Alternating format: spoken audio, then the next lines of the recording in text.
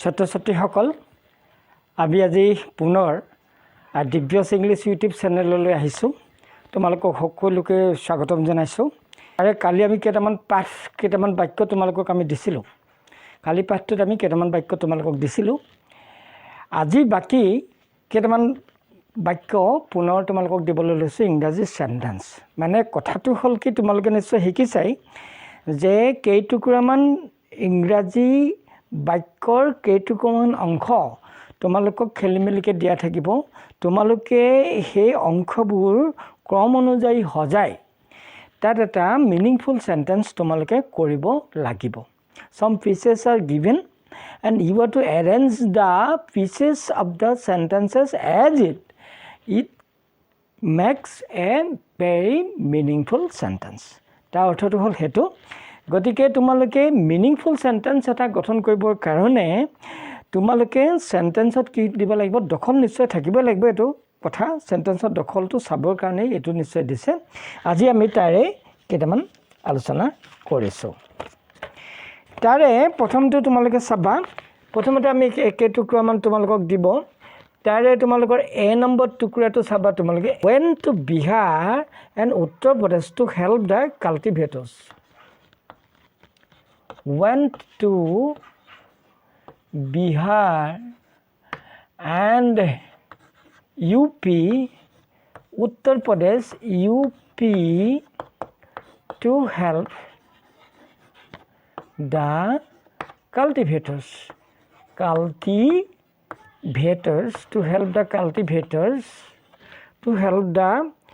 cultivators. Whom? To help the cultivators whom? এইটো এ number. B নম্বৰটো হ'ব চাবা। B cultivators in favor of the cultivators in favor of the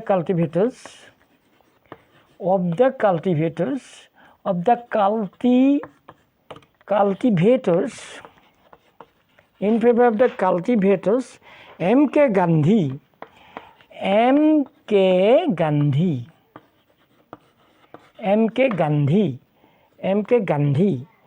তাৰপিছত C number পাৰ্টটো চাবা। were excessively squeezed by the people of white skin. Were excessively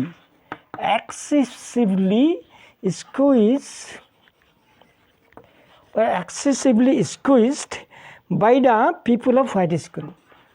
By the people of white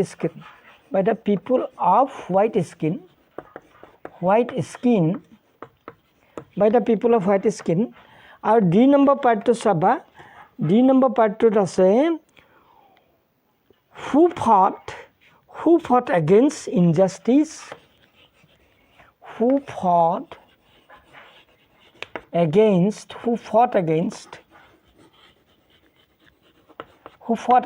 injustice, exploitation and social exploitation,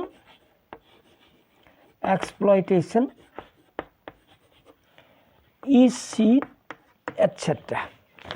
এতিয়া এইটো এটা মানে ক্ৰম কৰি সজাব লাগিব বাক্যটো। ইয়াত কেইটুকুৰামান তোমালোকৰ দি দিয়া হ'ল। এতিয়া কোনটো ক্ৰমত তোমালোকে বাক্যটো সজালে তোমাৰ বাক্যটো ক্লিয়াৰ হ'ব। ইয়াত দিছে went to Bihar and UP to help the cultivators whom. In favor of the cultivators M.K. Gandhi went. তাৰপিছতে চাবা M.K. Gandhi। তাৰপিছতে চাবা were excessively squeezed by the people of white skin. তাৰপিছত চাবা who fought against injustice, exploitation, etc. এই বস্তুটো কেনেকৈ কৰিলে এটা আমি পূৰ্ণ বাক্য পাম। ইয়াৰ এনচাৰটো চাবা। ইয়াৰ এনচাৰটো হ'ব, ইয়াৰ এনচাৰটো মই লিখি দিছোঁ। ইয়াৰ এনচাৰটো এইখিনিতে লিখি দিছোঁ BDAC হ'ব ইয়াৰ শুদ্ধ এনচাৰ। প্ৰথমতে বি অংকটো চাবা। In favour of the cultivators M.K. Gandhi. তাৰপিছতে D that who fought against injustice, exploitation, etc. BD, প্ৰথমতে B2, in favor of the cultivators M.K. Gandhi. D2, who fought against injustice, exploitation, etc. তাৰপিছত A, went to Bihar and UP to help the cultivators whom were excessively squeezed by the people of white skin. By the people of white skin. ইয়াৰ আমাৰ কম্বিনেশ্যনটো হ'ল BDSC. BDSC মতে আমি যদি বাক্যটো পূৰ্ণ কৰি দিওঁ তেতিয়া আমাৰ এই বাক্যটো এটা মিনিংফুল সেন্টেন্সলৈ ৰূপান্তৰিত হ'ব। গতিকে আমাৰ সজাব লগা এনসাৰটো হ'ল BDSC। আকৌ ভাবিছোঁ in favour of the cultivators M.K. Gandhi who fought against injustice, exploitations, etc. went to Bihar and Uttar Pradesh to help the cultivators whom were excessively squeezed by the people of white skin. এইটো হ'ল আমাৰ এটা শুদ্ধ মানে sentence যিটো তোমালোকে গঠন কৰিব লগা হ'ব পাৰে। পৰীক্ষাত এনেকুৱা ধৰণৰ বাক্য আহিব, তোমালোকে পৰীক্ষা বাক্যবোৰ ভালধৰণে চাই যত্ন কৰিবা। কাৰণ আমি ছেকেণ্ড সেন্টেন্সটোলৈ আহিছোঁ। তোমালোকে কাগজ কলম লৈছানে, লিখি গৈছানে বস্তুটো, তেতিয়া তোমালোকৰ ধৰিবলৈ সুবিধা হ'ব। ঘূৰাই ঘূৰাই চাবা আৰু লিখি যাবলৈ যত্ন কৰিবা। আমি এতিয়া 2 নম্বৰ বাক্যটো আহিছোঁ। ইয়াতে আমি 2 নম্বৰতে আমি প্ৰথমতে চাওঁ simply speaking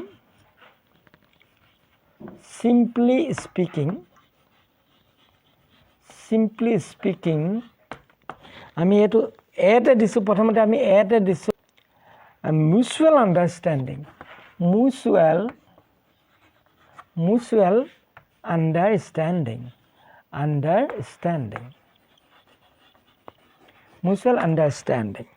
হয়নে? এইটো আমি এ নম্বৰত দিলোঁ। বি নম্বৰ টুকুৰাটো হ'ব আমাৰ কি? বি নম্বৰ টুকুৰাটো চাবাচোন। বি নম্বৰ টুকুৰা it indicates social as well as economic development. It indicates social as well as economic development.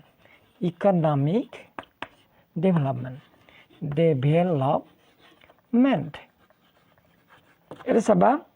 আকৌ চি নম্বৰটো চাবা of living together with peace and tranquility. Of living together with peace and tranquility. Peace and tranquility. With peace and tranquility. তাৰপিছত আমাৰ D নম্বৰটো দিলে কি বুলি? D নম্বৰটো দিলে কি বুলি? is nothing but one of the key measures. Is nothing but one of the key measures. One of the key measures. One of the key measures. এটা চাবাচোন। ইয়াতে ক'লে এ নম্বৰটো আছে, এত আছে কি বুলি? আমাৰ এত আছে simply speaking mutual understanding. Simply speaking mutual understanding. তাৰপিছত ক'লে it indicates social as well as economic development. Social as well as economic development. C ক'লে of living together with peace and tranquility. Of living together with peace and tranquility. তাৰপিছত D নম্বৰটো ক'লে is nothing but one of the key measures. Is nothing but one of the key measures. এইটো আমাৰ ডিত দিলে। এতিয়া আমি শুদ্ধ এনসাৰটো কেনেকৈ পাম? এইটো শুদ্ধ এৰেঞ্জমেণ্টটো কেনেকৈ পাম? শুদ্ধ এৰেঞ্জমেণ্টটো আমাৰ হ'বগৈ ADCB. ADCB হ'ব আমাৰ শুদ্ধ এনসাৰ। ADCB এইটো হ'ব আমাৰ শুদ্ধ এনসাৰ। ADCB আমাৰ ADCB চি আৰু বি এইটো আমাৰ শুদ্ধ এৰেঞ্জমেণ্ট যিটো এৰেঞ্জমেণ্টৰ জৰিয়তে আমি শুদ্ধ বাক্যটো পাম প্ৰথমতে A the simply speaking mutual understanding তাৰপিছতে D is nothing but one of the key measures simply speaking mutual understanding is nothing but one of the key measures তাৰপিছত C of living together with peace and tranquility তাৰপিছত আহিলে B it indicates social as well as economic development বুঝানে as it indicates as তাৰপিছত এইটো C টো tranquility living as tranquility as এটা ইয়াতে as শুনানে এটা simply speaking mutual understanding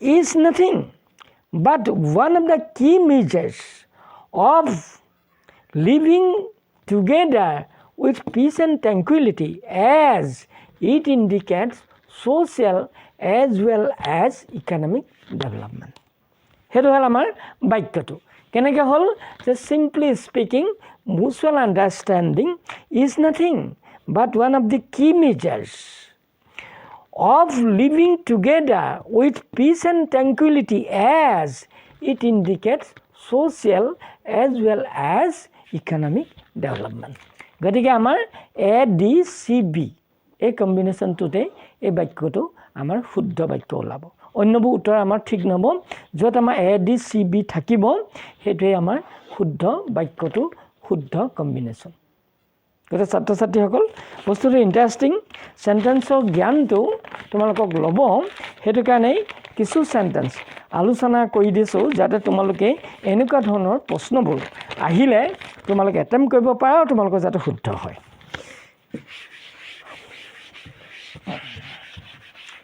তাৰপিছত আমি ৩ নম্বৰ চেণ্টেন্সটোলৈ আহিছোঁ তোমালোকে ৩ নম্বৰ চেণ্টেন্সটো প্ৰথমতে চাবা ৩ নম্বৰ চেণ্টেন্সটো চাবা ফাৰ্ষ্ট আমি এ টুকুৰাটো ৩ নম্বৰ চেণ্টেন্সৰ এ টুকুৰাটো চাবা time of shared pleasure and astonishment time of shared pleasure and এষ্টনিছমেণ্ট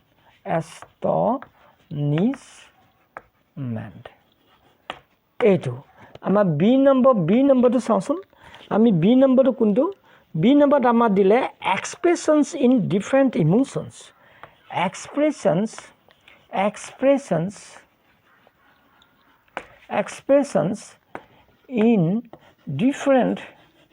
in different emotions expressions in different emotions are তাৰপিছত আমাৰ চি নম্বৰটো চাবা চি নম্বৰটো আছে কি দি circumstance prevailing during the circumstance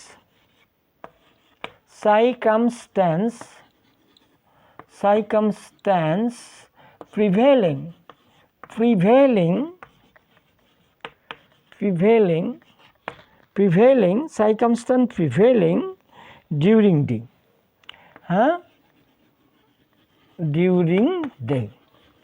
তাৰপিছত আমাৰ ডিটো চাবা আমাৰ ডিটো আছে কি বুলি circumstance prevailing during the really emerge when a person faces really emerge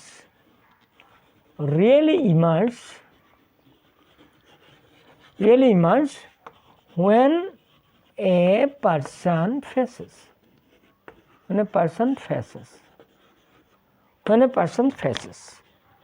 এইটো কথা এই বাক্যটো এতিয়া চাবাচোন time of shared pleasure and astonishment expressions in different emotions are the circumstances prevailing during the really emerge when a person faces এইকেইটা এতিয়া কোনটো ক্ৰমত সজালে আমি মিনিংফুল চেণ্টেন্সটো আমি পাম কোনটো ক্ৰমত আমি সজালে এটা মিনিংফুল চেণ্টেন্স আমি পাম গতিকে তোমাৰ এনচাৰটো হ'ব ইয়াৰ বি ডি চি এ BDCA এইটো হ'ল ইয়াৰ শুদ্ধ এনচাৰটো BDCAটো চাবা BDCA ইয়াৰ শুদ্ধ এনচাৰ কেনেকৈ BDCA প্ৰথমতে চা expressions in different emotions the really emerge expressions in different emotions are really emerge when a person faces see the circumstance prevailing during the time of sad pleasure and astonishment কেনেকৈ হ'ব expressions in different emotions are really emerge when a person faces the circumstance prevailing during the time of sad pleasure and astonishment এইটো আমাৰ ফুল বাক্যটো গতিকে এইটো হ'ল এই কম্বিনেশ্যনটোত সজালেহে আমি বাক্যটো আমি ফুল্লি এটা সেন্টেন্স ফুল্লি এটা মিনিং প্ৰকাশ কৰা আমাৰ বাক্য হৈ যাবগে সেইটো কাৰণে আমি BDCA এই কম্বিনেশ্যনটো আমি শুদ্ধ উত্তৰ বুলি ল'ব লাগিব বাকিখিনি আমি ল'লে আমাৰ বাক্যটো বাক্য হৈ নাথাকিব কাৰণ বাক্য এটা শব্দ সমষ্টি হ'লে নহ'ব মিনিং কৰিব লাগিব গতিকে এইটো মিনিং তাত ফুটি নুঠিবগৈ অন্য কম্বিনেশ্যন আমি ল'লে গতিকে এনেধৰণে কম দীঘলীয়া বা অলপ দীঘলীয়া এনেকুৱা বাক্য তোমালোকক দিব টেষ্ট কৰিব যে সেন্টেন্সটো সজাবলৈ তেওঁ কিমান ইংৰাজীত দখল আছে এইটো চাব বিচাৰে বৰ বেছি বস্তু চাবলৈ নিবিচাৰে গতিকে সেন্টেন্স এটা মিনিংফুল কৰি তুলিবলৈ আমি কোনটো কম্বিনেশ্যন ল'ম সেই টেষ্টটোত কৰিছে আগে পিছে আৰু এইবাৰ নিশ্চয় কৰিব মই ভাবোঁ তোমালোকে কালিৰ ক্লাছটো আৰু আজিৰ ক্লাছটো মিলি দুইটা ক্লাছতে কিছু সেন্টেন্স দিয়া হৈছে তোমালোকে কম্বিনেশ্যনছ কৰি এইখিনি নিশ্চয় ভাল পাইছা তোমালোকে এৰেঞ্জমেণ্ট কৰি নিশ্চয় ভাল পাইছা গতিকে সকলোৱে পুনৰ সুস্বাস্থ্য কামনা কৰি এই সেন্টেন্স মিনিংফুল সেন্টেন্স কনষ্ট্ৰাকশ্যনৰ যিটো আমাৰ সিলেবাছ আছিলে তোমালোকৰ 3rd গ্ৰেড আৰু 4th গ্ৰেডৰ বাবে এই মিনিংফুল সেন্টেন্স কনষ্ট্ৰাকশ্যনৰ সিলেবাছটো আমি সেইখন সিলেবাছ আমি এইখিনিতে সামৰিছোঁ আমি অহাবাৰলৈ আকৌ নতুন ক্লাছ লৈ আৰম্ভ কৰিম তোমালোকে চাই থাকিবা ইউটিউব চেনেল আৰু যিসকলে ইতিমধ্যে ছাবস্ক্ৰাইব কৰিলা লগৰবিলাকক ছাবস্ক্ৰাইব কৰিবলৈ কোৱা আৰু যিবিলাকে চাইছা ছাবস্ক্ৰাইব কৰা নাই তেওঁলোকে ছাবস্ক্ৰাইব কৰি দিয়া শ্বেয়াৰ কৰি দিয়া বিস্তাৰ হওক তোমালোকৰ উপকৃত হওক আনৰো উপকৃত হওক আৰু মই যিহেতু পাঠবোৰ দি থাকিম তোমালোকে পাবা সোনকালে গতিকে ছাবস্ক্ৰাইব কৰি লোৱা